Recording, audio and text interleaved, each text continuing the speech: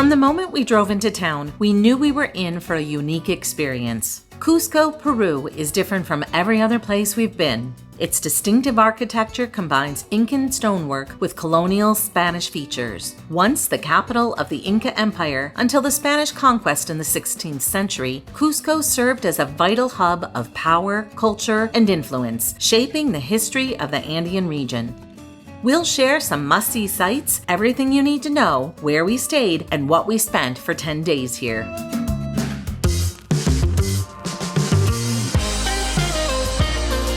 I'm Judy. And I'm Kevin. Welcome back to Finding Gina Marie, where we share our lives as full-time travelers and the connections we make along the way. We're here in Cusco, Peru, and we are so excited to show it off to you. People had told us you're going to want to stay longer, and they're absolutely right. I don't know what we were expecting, but this is far exceeded any expectations we had for it. It's unlike any place we've ever been. Yeah, even though it's a bit touristy and the prices are going to be a little bit higher, it feels authentic in a lot of ways. It feels like the people are real.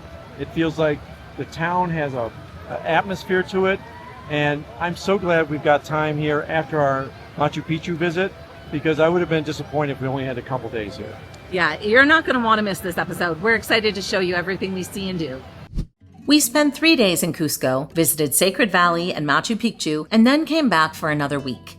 We stayed in 2 different Airbnbs and both were in the historical center. One thing you should know is that central heat isn't very common and not all accommodations, including hotels, include space heaters. We visited during the rainy season, which runs from January through April, but it can begin as early as the shoulder season in November. Because Cusco is so high above sea level, you will need to acclimate to it. Altitude sickness is no joke and can include headache, nausea, dizziness, fatigue, I'm out of breath. and difficulty sleeping. If you aren't planning to climb mountains, we highly recommend you go down to Sacred Valley first and spend time in Cusco after Machu Picchu. We actually have an entire video on Sacred Valley that you should check out. The tour company that we used, COME SEE PERU, is offering our viewers a 15% discount, and you can find out more about that information on our website. We also have a full list of suggestions for acclimating there, along with tons of information to help you plan your trip to Peru. But here's the short list. Drink plenty of water or electrolyte drinks to help you stay hydrated. Avoid heavy meals and large portions of protein, which can worsen symptoms. Consider eating quinoa, one of the staples here, along with potatoes, rice, and vegetables, and small amounts of lean protein. Avoid alcohol, which is dehydrating. Many of the markets have dried cocoa leaves that you can chew to help. Limit your physical activity. Wait until you're more acclimated before you begin doing strenuous activities. If you start to feel unwell, it's crucial to rest. And if symptoms persist, consider descending to a lower altitude. We're excited to be heading to South Valley today. Someone had recommended the Sistine Chapel of the Americas, and I'm most excited to check that out. There's a few other stops, it's just a half day, and we're excited to see what more of Peru looks like. Our first stop wasn't actually on the agenda, but it gave us a chance to see some large photos of Machu Picchu and hear some background on it, which was informative and interesting. Next, we headed to the Inca site of Tipon, which is about 20 kilometers southeast of Cusco in the Andes Mountains. It's believed to have been built in the 15th century. This was where we first heard about terraced agriculture and the sophisticated method the Incans developed to distribute water from nearby springs. Definitely hard to breathe here. A lot more exercise. We're getting climbing up the steps in this ancient area, and it got warm. So our jackets and our long sleeve shirts seem quite unnecessary at this point. But we're trekking on.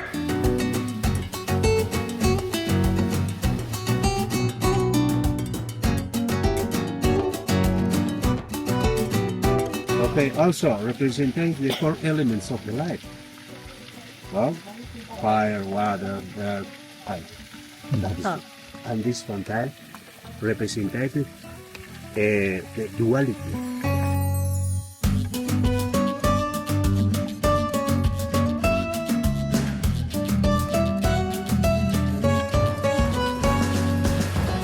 This is the traditional bread of Cusco. Yeah, chocolate with vanilla. Okay. It does taste chocolatey. It does. There's going to be more pumpernickel, less chocolate. Yeah, it's good.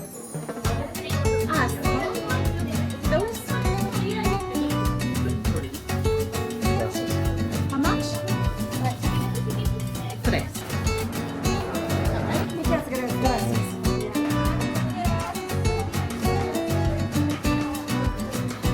This Wari city thrived between 600 and 900 AD, long before even the Incas.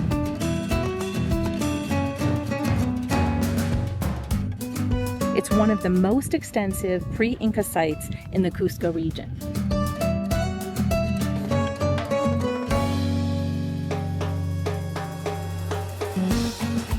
Some of these walls at one time were as much as 12 meters high, which pretty much shows that this was a protected city. One of the things that's interesting is even though we were acclimated, we spent a few days in Cusco, definitely these stairways are winding everyone, including the tour guide, which I'm assuming is used to all of these stairs. So It's good to know it's not just us. altitude is a real issue. Before visiting the church, we stopped at a little market and paid for a visit to their museum. Maybe the best way to describe it is quirky. So the coca leaf that they're referring to here, that you see scattered, is what's good for help with altitude sickness. Just bury my face in the table. It's a museum. I don't think they'd appreciate that. So we'll behave.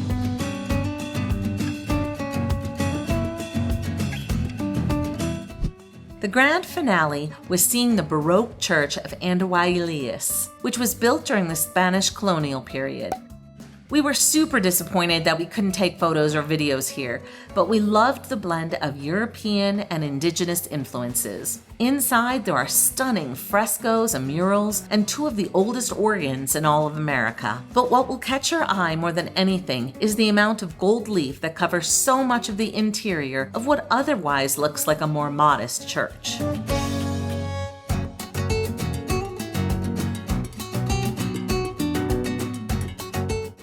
So one of the most can't-miss places when you're in Cusco is Sacsayhuamán, and this is a huge Inca archaeological site. It's incredible. We're looking at some of these boulders that were transported over 12 kilometers. I have no idea how, and they are so perfectly joined that, again, you can't fit a razor between them. There's no mortar. It's an engineering marvel. I don't have a banana, but here's my hand for size. Yeah, that's a pretty big scale. And this is almost 3,600 meters up.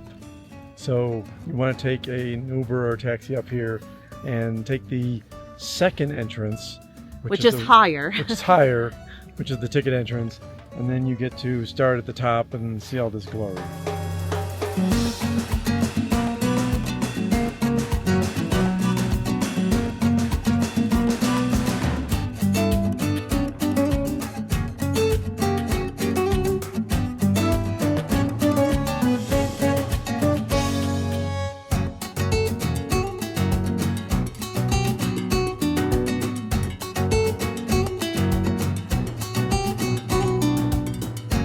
While you're up here on Cruz Moco, you can see the square for Cusco. It's right below. Beautiful view of the whole city and the mountains.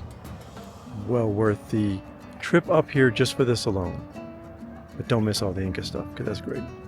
We're here at the Sun Gate, and you can see by the size of all of these boulders how important this area is for the Incas. The sun is one of the most important, or the most important, aspect of their spirituality.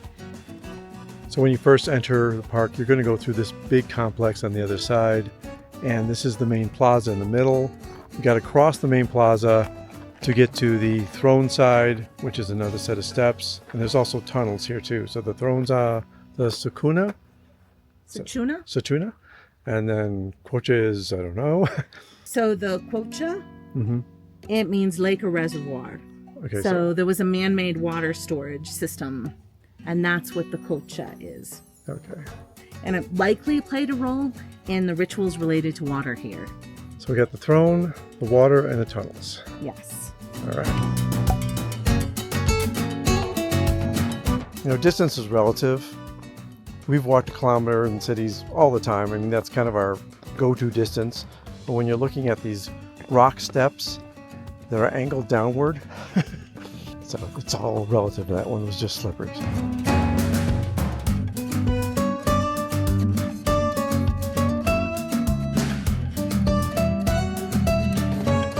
This is where Uber wanted to drop us off. And I'm really glad that he didn't, because that was a long way up.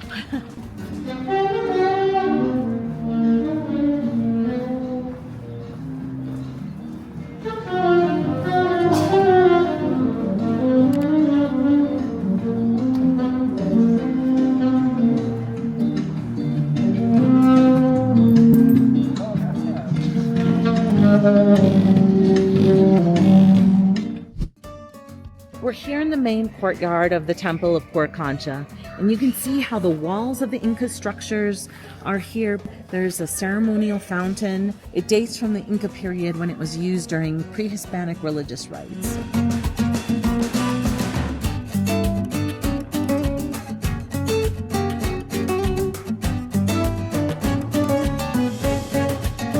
Then there's a bunch of canvases that narrate the life of the founder of the Dominican order, and they were painted in the 17th century. Which are things we're not supposed to film, so we're avoiding. So we're on Avenue del Sol, and the numbering system's a little weird. We were trying to look for this office, which is supposedly 103, but it didn't come in the sequence of the numbers that we started at down the beginning of the street. So as you're at the start of the street, which is down that way, the numbers look like they're going up from there, but don't be fooled. And also don't be fooled by anything you see online that says this is not the place to go and get tickets, because we've gone to a few different places that we've been told are official places and they're not. So this is the one to get tickets, and these are for the Sacred Valley. You could get 1 day, 2 day, or what we ended up getting is 10-day tickets. And that's because we're planning to actually spend 4 days in Sacred Valley. Plus, we're going to be doing a South Valley tour from Cusco. So we wanted to give ourselves time to see all of the various museums and sites. And you can only go into each place once. So it's kind of like a punch card process, or at least that's what it sounds like.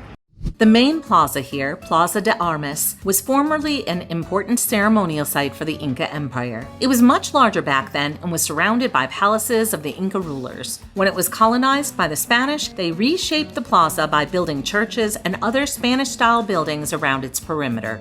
Sun comes out and suddenly it's a whole different day.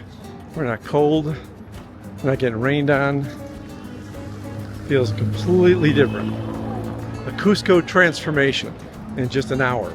The Cusco Cathedral incorporates elements of the original Inca stones in its foundations, as well as the Church of the Society of Jesus. So let's have a conversation about this chorizo. Kevin. I thought the menu said portions of, but I thought, well, this is, you got a picture of fried rice, so it's fried rice with chorizo. It's fried rice with something else. So I figured, I'm eating fried rice with chorizo. No, I'm getting a big plate of chorizo. Judy got the fried rice. We're here in Cusco, and the idea was you shouldn't really eat a bunch of meat because it slows down your digestion, which isn't ideal for... What? Oh, protein was... Oh, wait a minute, it's carbs. All right. Did you forget? Yeah, that's all. Look, there's less oxygen here at 3,800 meters above sea level, and I think it's affecting my brain. So, hi, I'm Kevin. I make mistakes. They're tasty mistakes. I didn't. This Peruvian version of Chinese fried rice is actually quite tasty. What do you think, Kev? I think it's very tasty, and I wish I had ordered it. Lesson learned. So what I got today is a blue corn pasta, which, I don't know, that sounds interesting. And some guanciale and a cream sauce. I've seen blue corn tortilla chips before. And that's kind of look the same. Looks like.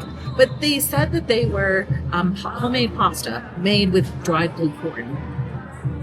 In some ways, it does taste like Tortilla. a soggy tortilla. But you could kind of also taste how it tastes like a pasta. It's interesting. My drink is a chicha morada, and it's made from dried purple corn and some spices like cinnamon and a few other things. It's supposed to be refreshing, mildly sweet, rustic, because it has a lot of spices in there, but I think it tastes like Kool-Aid. So, and it actually came with a small little tortilla chip, which was sweet as well. It was almost like it was immersed in the sweetness of this fruit, but Yeah, it was chewy. Like it stuck to my teeth a little bit. I like it. But it's definitely sweeter than Kevin's. Yeah. And And you're not getting the complexity that they're talking about. I don't think I'm getting the complexity. Yeah. But But it's still interesting. refreshing and and- it's pretty. Yeah, it's pretty. So I've been looking at Inca Cola. We had a couple stops along our tours and things, and some people were ordering it. And I went, I should try it. So we're having pizza tonight. May as well try a cola with it. And Which we never have. no, We're a little bit under the weather. Thought maybe something a little flavorful would taste better. so first thing I thought was, where's the fizz? It's so light. And then what's that smell? Couldn't figure it out. So it's got like a cream soda taste. And the nose is like double bubble gum. Exactly. I don't even know how to do it because I haven't had that since I was like 10. So how much did everything cost? We used a good amount of cash in Peru for tips at restaurants, tours, museums, etc. So you'll want to be sure to bring cash to exchange or stop at an ATM. We paid $32.42 for non-network ATM fees and foreign exchange rate adjustments. We spent $613.34 to get from Santiago, Chile to Lima and then to Cusco. And that includes seat assignments, baggage fees, and airport food, since the Lima flight did not have a domestic lounge and we had several hours for our layover. Dining and groceries cost us $395.03 for 10 days, which breaks down to be $39.50 per day or $19.75 per person per day. We ate fairly simply half the time because some restaurant prices are touristy and can be a little pricier, so we didn't eat out a ton. Lodging was very reasonable at $495.83, which averaged only $49.58 per day between our two accommodations, which both were in Old Town. Kevin ended up getting too much sun one overcast day, so we bought sunscreen, which of course you should always be wearing. And between that and some over-the-counter analgesics for headaches and to help with sinus issues, those were $42.20. I got my hair colored for $58.35, and that included a tip. We used Uber a couple of times in the rain and to get to some more distant locations, and those cost $30.82. A Cusco card is required for Sacred Valley, but we knew we also wanted to visit some of the sites that were available in Cusco. They only sell cards for 1, 2, and 10-day increments. We bought the 10-day card, and the prorated amount for Cusco was $291.28. Overall, tours and activities in Cusco cost us